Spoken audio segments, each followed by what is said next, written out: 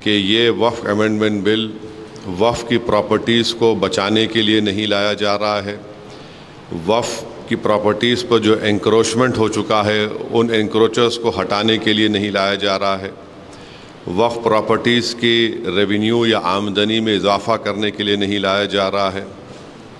ना ही ये मुसलमानों के मुफाद में है, बल्कि ये तमाम अमेंडमेंट्स जो किए गए हैं बीजेपी और एनडीए के सपोर्टिंग पार्टीज़, चाहे वो टीडीपी हो, जेडीयू की नीतीश कुमार हो, चंद्राबाबू नायडू हो, चिराग पासवान हो, जयंत चौधरी हो, मांझी साहब हो या फिर कुमारस्वामी हो, तो इनकी सपोर्ट से बीजेपी ने एक काले क़ानून को बनाया है।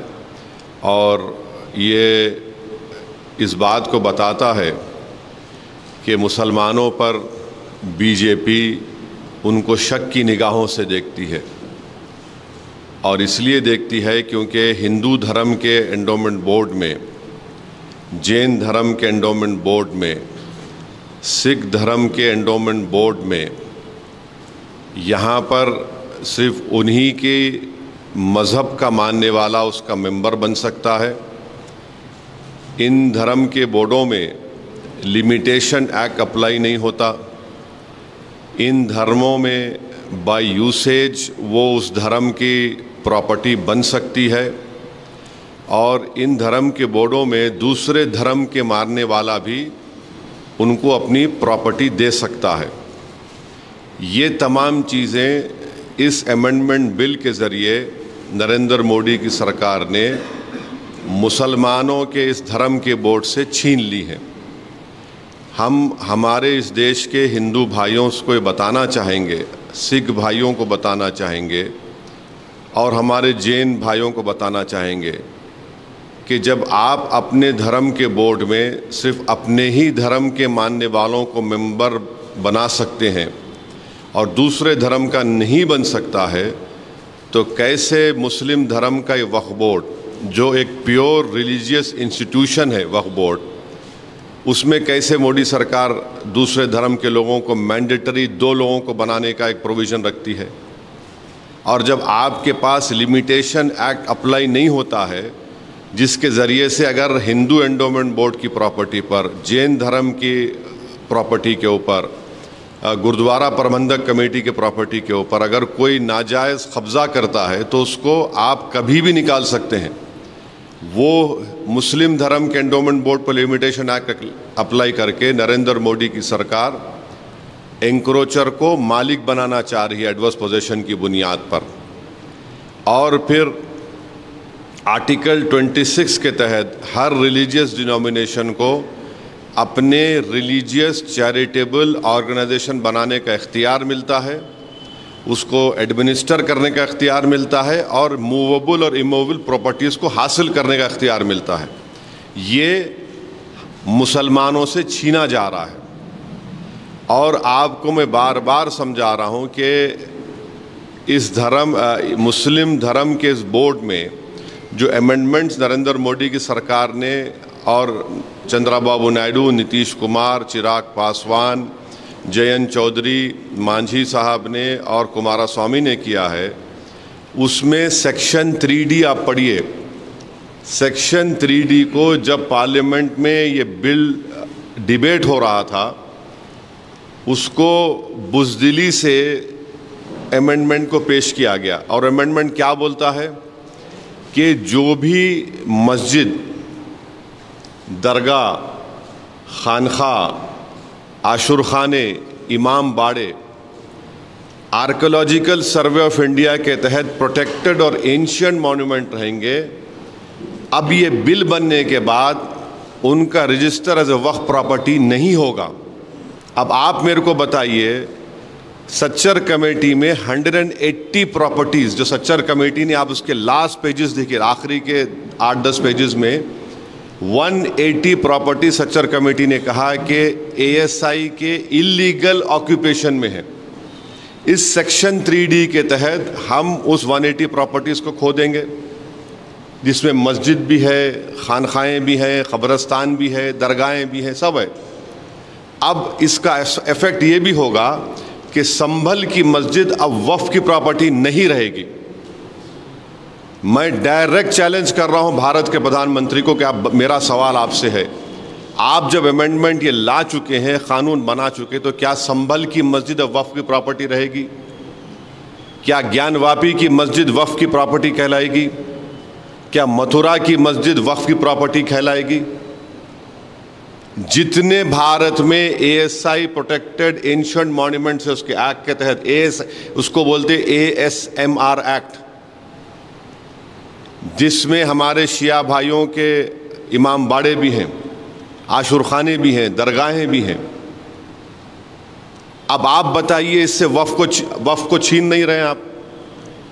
और झूठा प्रोपेगेंडा बीजेपी करे, नहीं कुछ नुकसान नहीं होगा। फिर सेक्शन 2 पढ़ो उसका आप। सेक्शन 2 में लिखा गया कि इस एक्ट से पहले जो ट्रस्ट थे जिनका मकसद वक्फ की तरह हो, और इस एक्ट के बाद जो ट्रस्ट हैं जिनका मकसद वक्फ की तरह, वो ट्रस्ट में रहेंगे। वो क्यों लाया गया? वो इसलिए लाया गया, अमित शाह पार्लियामेंट में बोले कि हम ये सेक्शन 2 को इसलिए लाए क्योंकि हमारे बोरा मुस्लिम भाइयों को इससे फ़ायदा हो सके। वो भी उनको धोखा दिए बोरा मुस्लिम भाइयों को, उस प्रोविज़न में बोरा का जिक्र ही नहीं है। ये इसलिए लाया गया क्योंकि भारत का जो सबसे दौलतमंद आदमी है, जो खोजा यतीम खाने को ख़रीद कर अपना आलीशान बंगला तामीर किया, इस सेक्शन 2 से सबसे पहला फायदा उस शख्स को होगा, सबसे पहला फायदा उसको होने वाला है। दूसरा, इस बिल में यह कहा गया कि अगर वक्फ बीजेपी प्रोपेगेंडा कर रहे, नहीं वक्फ बाय यूजर नहीं है, वक्फ बाय यूजर है, परेशान मत हो, क्यों हो रहे हैं, वो ऐसी झूठ बोल रहा है। देखिए, हिंदू धर्म में by usage, temple by usage, math by usage उस धर्म की प्रॉपर्टी बन जाती है। और हिंदू धर्म के जो बहुत बड़े जूरिस्ट है, उनका नाम है BK मुखर्जी। BK मुखर्जी एक जज थे, और BK मुखर्जी की किताब में उन्होंने क्लियरली लिख दिए कि हिंदू धर्म में बाय यूसेज वो उस डीटी की या मूर्ति की या उस मंदिर की प्रॉपर्टी या मठ की प्रॉपर्टी बन सकती है। अब मोदी सरकार जो है इतना गंदा काम किया है, मैलिफाइड है, कि ये बोल रहे हैं कि अगर वक्फ बाय यूसेज रहेगा, मगर अगर डिस्प्यूट होगा या फिर गवर्नमेंट प्रॉपर्टी होगी तो वक्फ बाय यूसेज नहीं होगा। अब मैं अगर वक्फ मेरी प्रॉपर्टी है, मैं अपनी गवर्नमेंट के खिलाफ अगर वक्फ बाय यूसेज को इस्तेमाल नहीं करूँगा तो किसके खिलाफ इस्तेमाल करूँगा?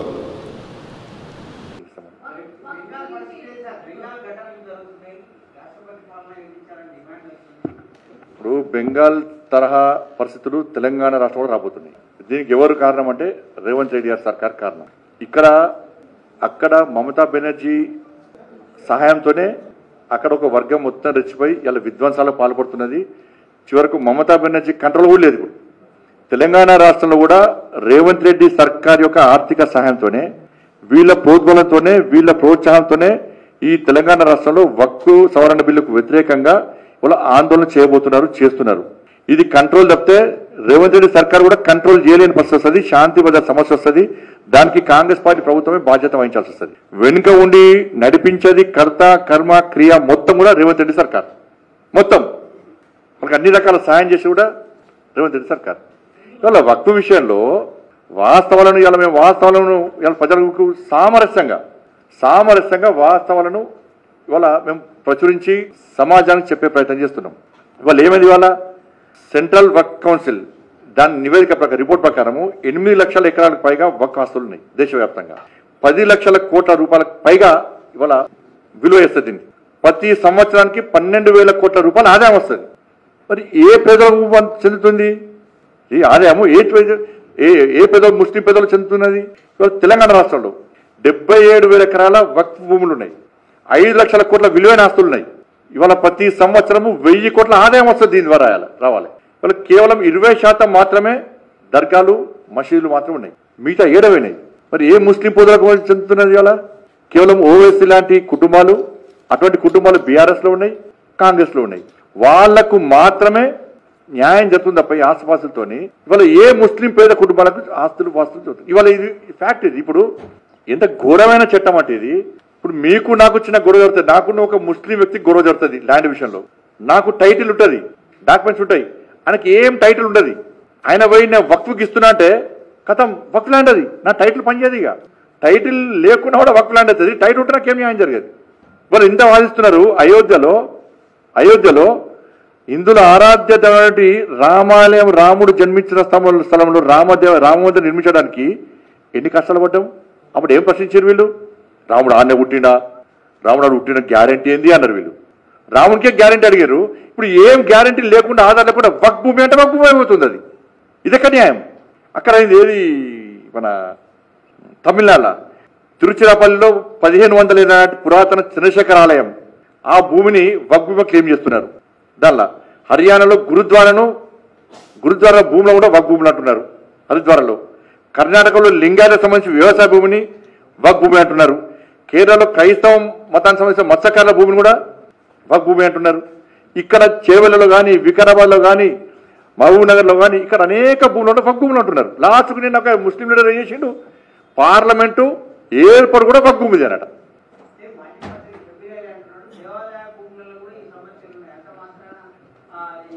దేవాదాయ భూములకు ఒక ఎండోమెంట్ ఉన్నది,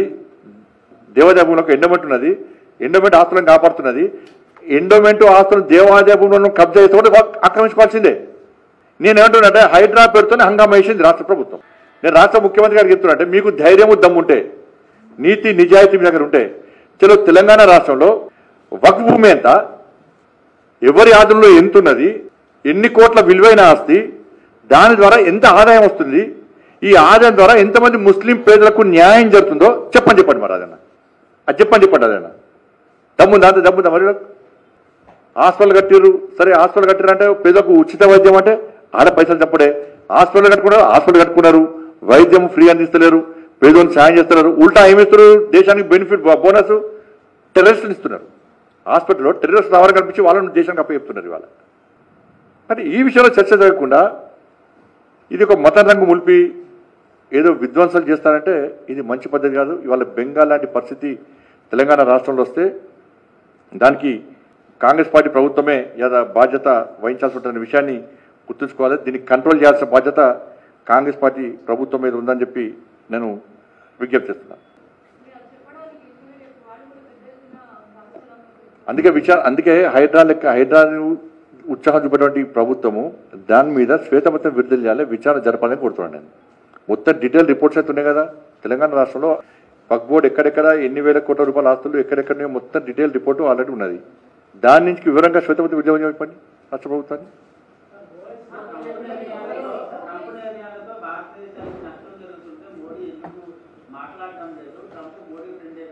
ఇప్పుడు అన్నిటికన్నా ఫస్ట్ ఇది కానీ దేశం ఫస్ట్ కానీ దీన్ని ఇష్యూ డైవర్ట్ అన్న.